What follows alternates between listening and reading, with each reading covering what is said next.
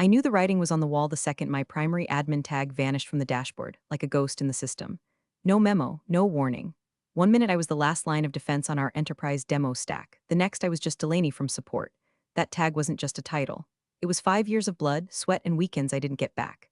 I built that scaffolding from scratch, authentication chains, sandbox locks, auto-reset triggers, all the quiet little gears that made the Yesterwave demo run smoother than a whiskey on ice. And now, some slick-haired motivational poster of a man named Bryce strolled in like he invented JavaScript and started poking around like my systems were his playground.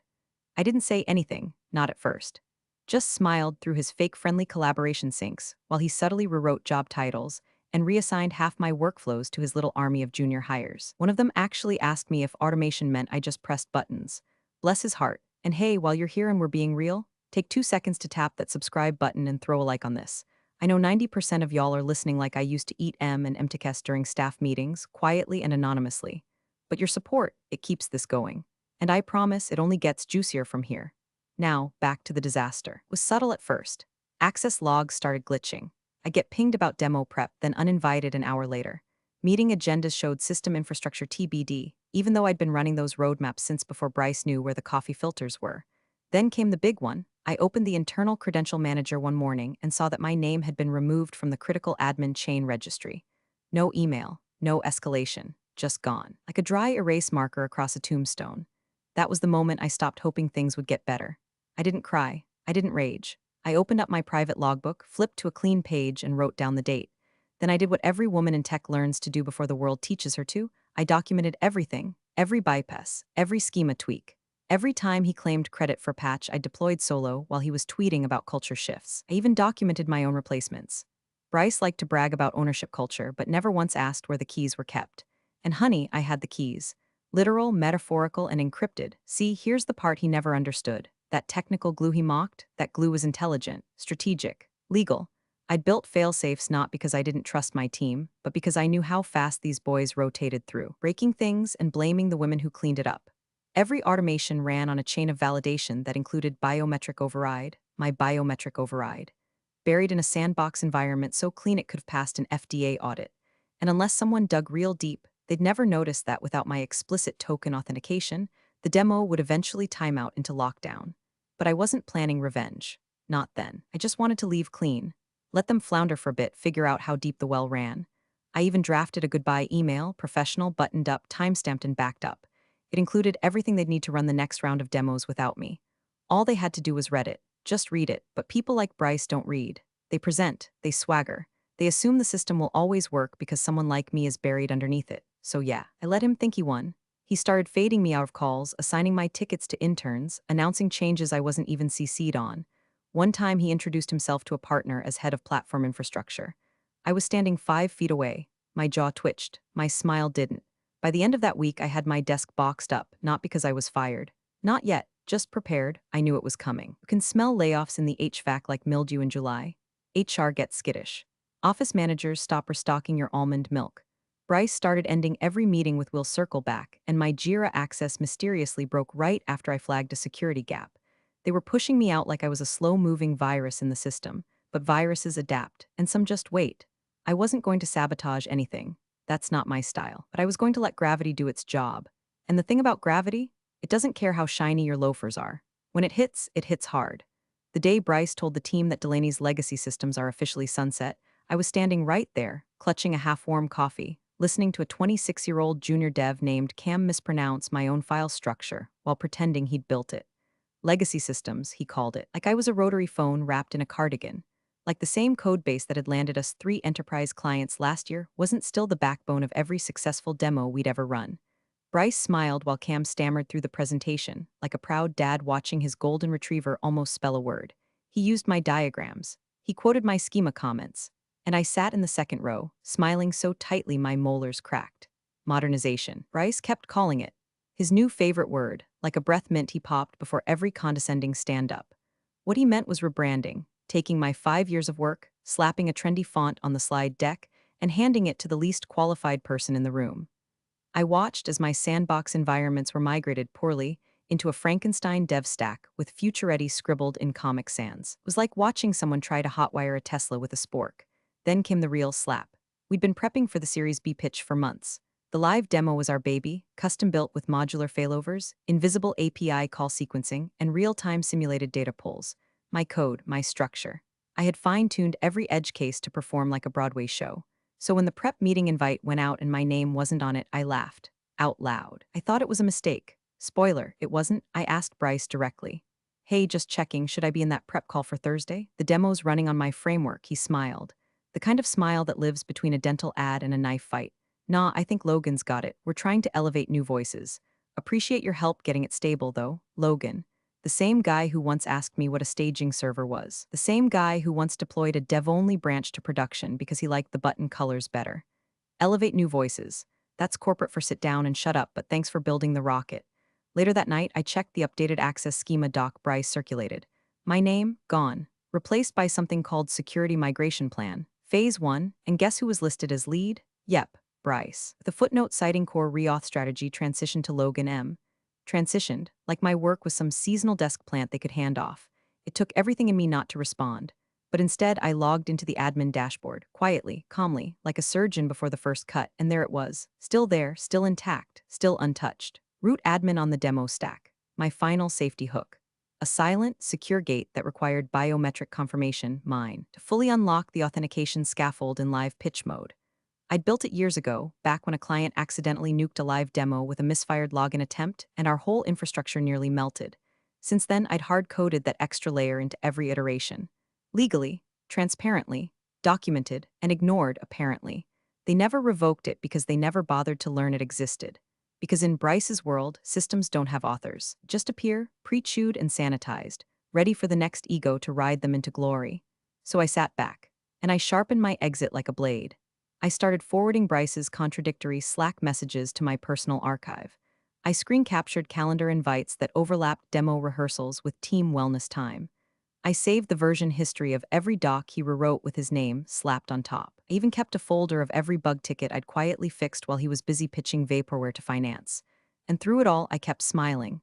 Outwardly agreeable, the dependable ghost in the background. Because here's the thing about being erased, if they think you're gone, they stop watching you. And if they stop watching, you can start documenting. Every fake credit, every access error, every quiet failure ticking like a time bomb underneath that shiny PowerPoint of his. Let him have his spotlight. Let them all applaud while he lights the stage with a flamethrower. I just made sure the smoke alarms were still wired to me. It was 2:37 a.m. when I opened the sandbox. Not because I was panicking, no, that ship had sailed. This was surgical, precise, like sealing a vault before a flood. The Canary Protocol wasn't some secret sabotage script or self-destruct drama. It was insurance. Quiet, legal, and already buried in a security white paper Bryce never read. Hell, I wrote it.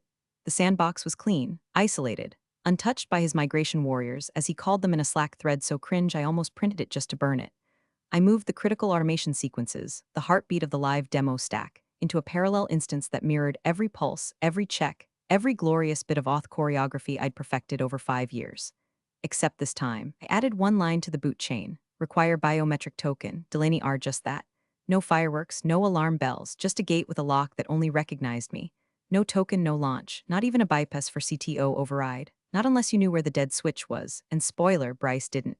I encrypted the protocol twice. Logged it to our compliance system with a 6-month expiration date. Completely above board. Wouldn't stop anything as long as they followed the steps. The ones in my documentation. The same documentation nobody ever read because it wasn't wrapped in a PowerPoint and narrated with a smirk.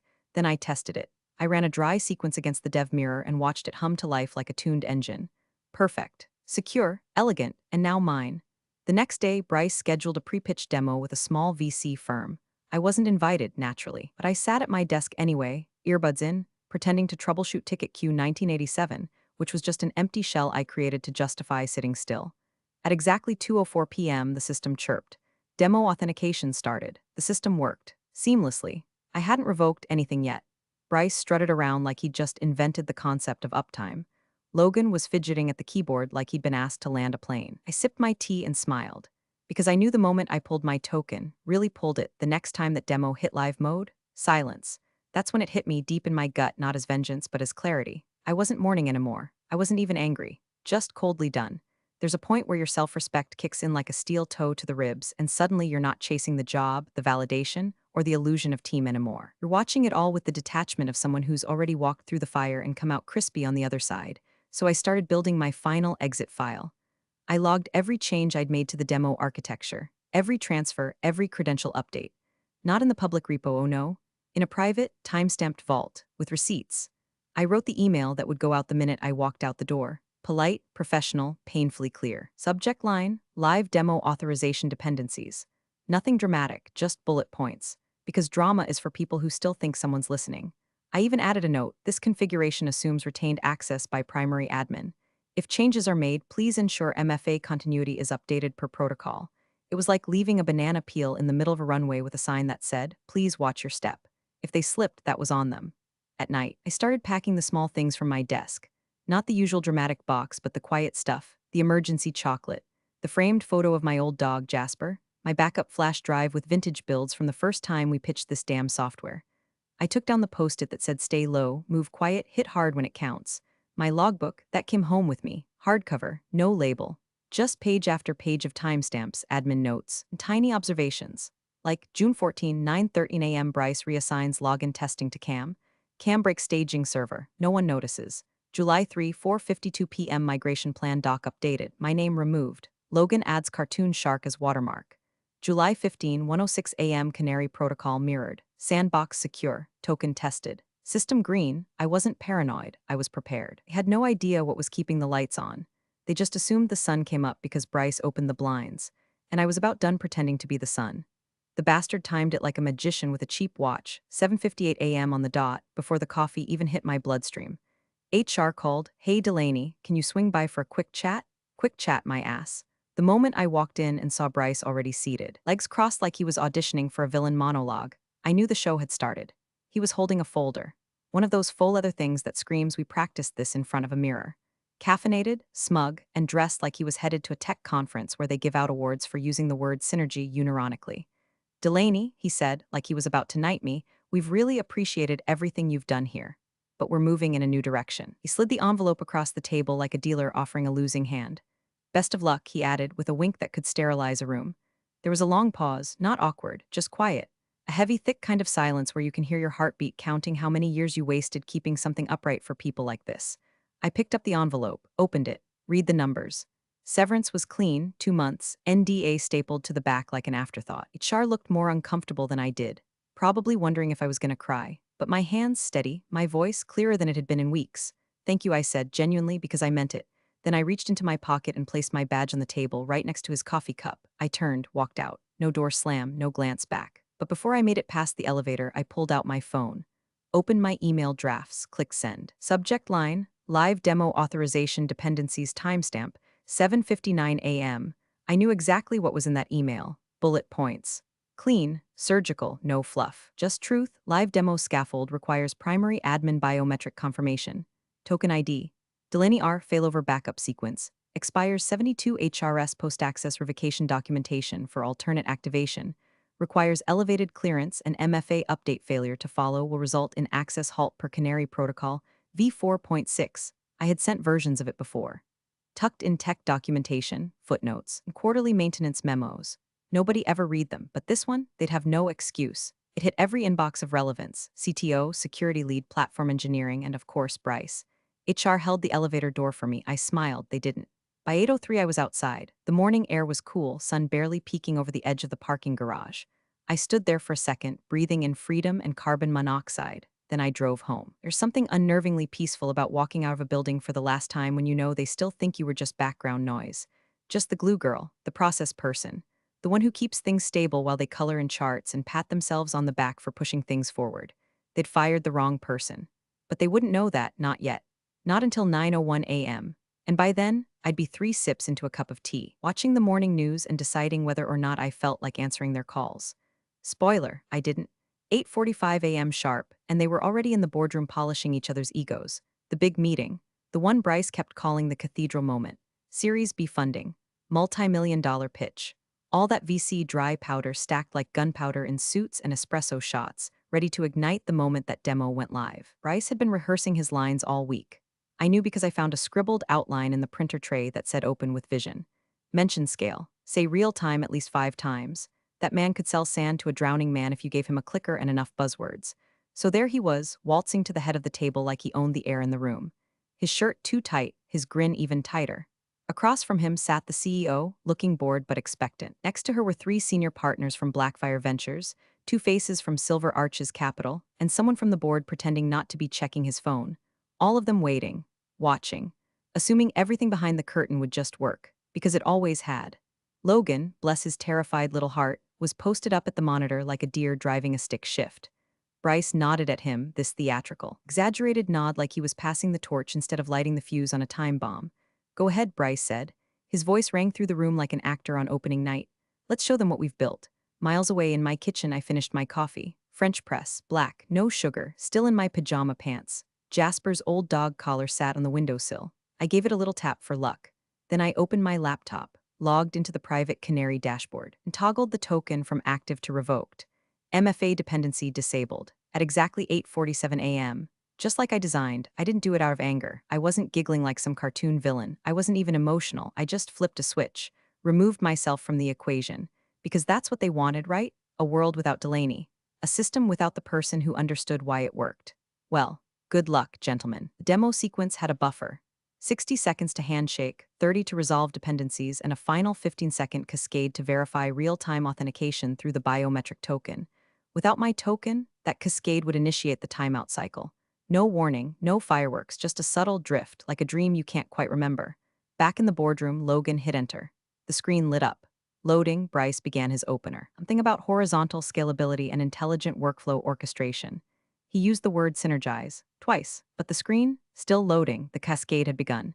See, this is what they don't teach in those startup boot camps. Systems don't fail with fire. They fail with quiet, with blinking cursors, with frozen UIs, with boards full of VCs silently staring at a screen that's supposed to sing and instead just stares back. 8:50 a.m. Refresh the Canary dashboard. Demo environment, authentication timeout triggered. I watched as the system tried to reauth, over and over, searching for the token that no longer existed, and I waited. Because when it hit 9:01 a.m., something very special would appear on that screen, and no one, not a single soul in that room, would be able to stop it. 9:01 a.m., the room didn't erupt, it didn't explode, it froze. And on that massive wall-mounted screen, the one Bryce insisted they upgrade to maximize investor immersion, appeared a single, unforgiving line in crisp white text on a black void. Primary admin authorization required. Access halted. Logan was the first to break. He leaned forward, tapping the spacebar like he was playing whack-a-mole. Wait, hang on, sorry. This worked during the staging, his voice cracked. It cracked like drywall under a leaky pipe. Bryce walked up behind him with a swagger that was already starting to rot. He bent over the keyboard, clicking through tabs like sheer force would make the system change its mind. Okay, it's cached or the server's sleeping. One sec, it's a known hiccup, Logan. Did you clear the auth? Logan shook his head, eyes wide, fingers twitching. I ran the normal sequence. It's not prompting MFA. It's just stuck. It's not stuck, Bryce hissed. It's fine. Give me the mouse. He took it, started clicking. Settings, server tab, API logs, clicking harder, faster, as if enough pressure would scare the UI into compliance. The screen didn't flicker, didn't budge. Primary admin authorization required, access halted, nothing else, no error code, no diagnostics, just that dead, calm message, like a tombstone. Across the table, the CTO was staring, not at the screen, at the message, reading it again and again like maybe this time it would say something different. His mouth hung slightly open like a guy trying to remember if he locked his front door. Next to him, one of the partners, Silver Arches if I had to guess, slowly, deliberately closed his laptop. Not a word, just that gentle, final click of the lid, the sound of a deal ending. Silence stretched like taffy. You could taste it. The tension, thick and metallic. Smell of ozone and aftershave and panic sweat. Even the HVAC seemed to stop. Bryce tried again, typed something into the terminal, hit enter. Waited, nothing. He clicked on a script called fallback demo authpy, invalid permission. He clicked again. Primary admin authorization required, still. He straightened up, shoulders twitching like someone walking into a punch. Okay, he muttered, forcing a chuckle. It's a system thing. We just need to refresh the API token. Minor issue? We're modernizing the stack, so a few hiccups are expected. No one smiled. The CEO finally turned her head, slow, measured. The kind of motion predators make when they've caught the scent of wounded prey. She didn't raise her voice, didn't bang the table. She just looked at him and said, flat and deadly, fix it, now. Bryce blinked. Mouth opened, closed. His fingers hovered over the mouse like it might electrocute him. He clicked one last time. Still that same screen, still that same sentence. The CTO quietly pulled out his phone and started scrolling, probably looking for my last email. The board sat like statues, and miles away I closed the Canary dashboard. I already knew how this would go. I built the lock, they threw away the key, and now they were trapped in their own silence. The CTO's fingers hovered above his keyboard like they were trembling from something colder than fear, confirmation. He didn't speak, he didn't even blink. Just opened the admin terminal and dove into the logs like a surgeon digging for shrapnel in the wrong body. Every keystroke echoed in that boardroom like a death knell. Tap, tap, enter, scroll. The display mirrored to the second monitor, big enough for everyone to see. Lines of text spilled down the screen, date-stamped, time-stamped, signed, sealed, and most definitely delivered. July 15 Delaney R. MFA token enforced. Primary admin required July 16 Delaney R. Canary protocol deployed. Sandbox failover operational July 17 Delaney R. Dependency update doc sent to Bryce M at CTO at infralead at legal at the CTO paused. Highlighted that last line. Read it again and again. Then opened the email archive, clicked search. There it was, sitting in his inbox, unread. Subject, live demo authorization dependencies, timestamp 7:59 a.m. Same day she walked out the door. His shoulders slumped. Not dramatically, just enough to show the weight of someone realizing they were the weak link in the chain, that it wasn't sabotage. It wasn't spite. It was negligence. The kind that comes wrapped in arrogance and passed around boardrooms like a complimentary mint. Bryce, who had been pacing near the monitor like a trapped raccoon, finally piped up. This is old. It's legacy. I was told the MFA was deprecated in 4.5, Logan. Didn't you say we moved to soft tokens? Logan looked like he wanted to crawl inside a USB port and never come out. I never said that. I said I thought we did, but it's irrelevant, Bryce snapped. The protocol was never cleared for production. She left it in there on purpose. This is entrapment. That's when legal cleared her throat. Just once. Everyone turned. She held up her tablet, clicked something. She didn't leave it in. She documented it, formally. It's logged in the system, included in her termination handoff packet and matched against the active access control policy. It was flagged as mission critical. Another silence fell, deeper this time, not confusion, shame. The CTO opened the access config side by side with the doc. Every warning she wrote, every bullet point matched exactly. Word for word. Didn't say anything, he didn't have to. The visiting partner from Blackfire stood, slowly, like a man whose watch had just run out of time. He didn't raise his voice, didn't gesture. He just packed up his leather notepad, adjusted the cuffs on his jacket, and walked toward the door. No handshake, no eye contact. Just a single word, muttered with the finality of a guillotine drop, unacceptable. The door clicked shut behind him like a coffin lid. Bryce looked like someone had hit him with a sandbag full of broken promises. No one moved, no one dared, because they all knew. They'd ignored the one person who never needed applause. The one person who didn't posture, didn't bluff, didn't play politics. Delaney had told them, in writing, in plain English, in polite bullet points professionally formatted. And now the Emperor was naked and the boardroom smelled like smoke and pride. The CTO finally muttered under his breath, just loud enough to cut through the tension. She told us. We just didn't listen. The collapse wasn't cinematic. No explosions, no fire alarms. Just silence, followed by the soft, wet crunch of egos folding under pressure. By 9:28 a.m., the email from Blackfire Ventures hit the CEO's inbox with a subject line that might as well have been written in blood. Withdrawal. Series B proposal yesterwave. The body was one sentence. We no longer have confidence in the leadership or infrastructure readiness at this time. No signature. No soft landing. By 9:45, Silver Arches canceled their follow-up. At 10:02, an internal calendar invite titled Postmortem Prep Demo Incident was sent company-wide. At 10:09, Bryce was placed on administrative leave, a phrase so sterile it almost sanitized the room. HR escorted him out while he babbled something about how the system wasn't supposed to even be active. This was a miscommunication. Delaney didn't loop me in. Logan dropped the ball. The CTO signed off. No one argued. No one defended. I just watched him go, holding a reusable water bottle and a face that aged 5 years and 15 minutes. And the CTO, God bless the man, just kept staring at the monitor, like the logs might suddenly rearrange themselves and absolve him of ignoring the woman who had held the ship together with duct tape and discipline. She told us, he muttered again, as if repeating it might summon a portal back in time. She told us. We just didn't listen. It was chaos in the war room. Screens blinking, phones vibrating, legal spinning up damage control, marketing trying to decide whether to issue a statement or pretend none of it happened. The conference line buzzed with silence as the remaining partners ghosted one by one, dropping off like flies leaving a corpse behind. The CEO stood by the window, arms crossed so tightly it looked like she was holding herself together by force. For the first time in her tenure, she didn't have an answer, didn't have a strategy.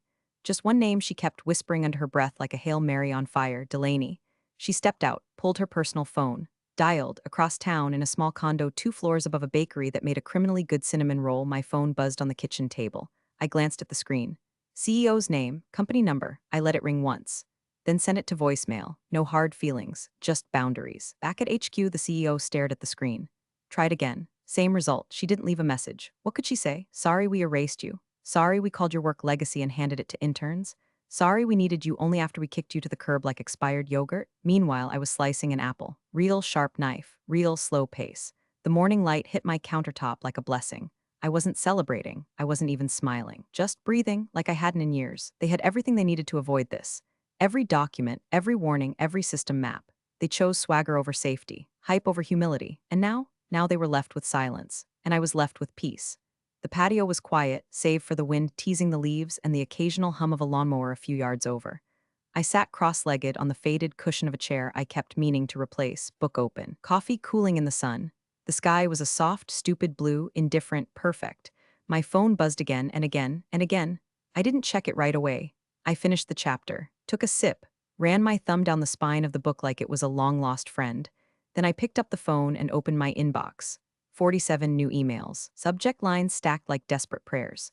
Please respond ASAP, need your help urgently, six-figure consulting, offer flexible terms, critical platform lockout, immediate need, can we schedule just 10 minutes of your time? And then, buried near the top, the real confession. We're so sorry, we didn't know. You were right, I opened it, not out of curiosity, just to make sure I was seeing what I thought I was. The message was short, rambling, a digital stumble. Delaney, we realize now how integral your systems were. We were unaware of the MFA dependencies and the Canary protocol. The documentation has since been reviewed. Please, just 10 minutes of your time could unlock the demo and save the quarter. We're prepared to compensate you handsomely for your time. This is bigger than pride. Please help us. I stared at it for a full minute. No anger, no glee. Just the surreal calm that comes when you've been vindicated by your own silence. I tapped reply, typed I left it documented, then hit send. Simple, clean, unapologetic, because the truth is I didn't want revenge. I didn't want groveling or groan-worthy redemption arcs or some overcooked apology Zoom with the board looking sheepish in button-downs. I didn't want their money. What I wanted, what I needed was this, to know I hadn't imagined it. No, I wasn't crazy for caring that much. To know the glue had a name. I scrolled back up, selected the thread, and tapped delete. Inbox cleared, final silence. I set the phone down, turned the page, and kept reading. The world didn't spin faster. No angel chorus. Just wind and leaves and the warmth of knowing the building hadn't crumbled because I burned it down. It collapsed because they pulled out the cornerstone and thought the walls would hold anyway. Some lessons come cheap. Some cost you everything you thought you could ignore. Me, I paid early. Now I read in peace. Thanks for watching, you cubicle warriors. Hit that subscribe button. Unless you're my old boss, then you're on your own. Revenge of the coffee pot strikes again.